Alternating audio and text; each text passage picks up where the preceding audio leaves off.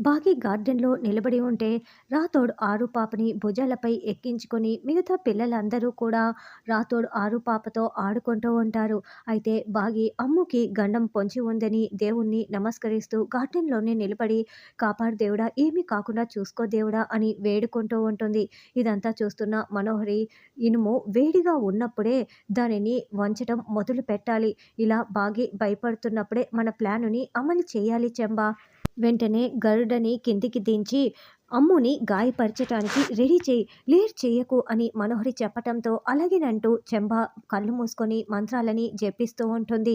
అంతకుముందే మనోహరి చాలా ప్లాన్ ప్రకారం అమ్ము వేసుకునే బట్టల్ని ఆ గరుడకి వాసన చూపించి ఉంటారు. ఇప్పుడు చెంబ మంత్రాలతో పిలవగానే ఆ గరుడ పక్షి కాస్త గద్ద ఆకాశంలో చక్కర్లు కొడుతూ ఉంటుంది.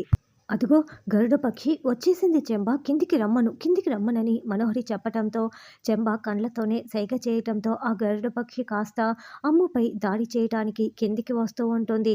అమ్ము సడన్గా ఆ గరుడ పక్షి తన దగ్గరికే వస్తోందని గమనించేసి పరుగులు పెడుతూ ఉంటుంది.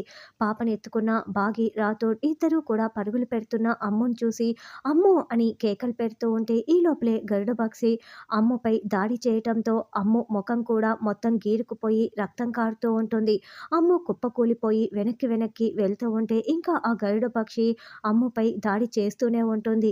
దాంతో బాగి అమ్ము అమ్ము అని కేకలు పెడుతూ అమ్ము దగ్గరికి పరుగులు పెడుతూ వస్తూ ఉంటుంది. మరి అమ్ముని కాపాడే ప్రయత్నంలో బాగికి కూడా గాయాలవుతాయా?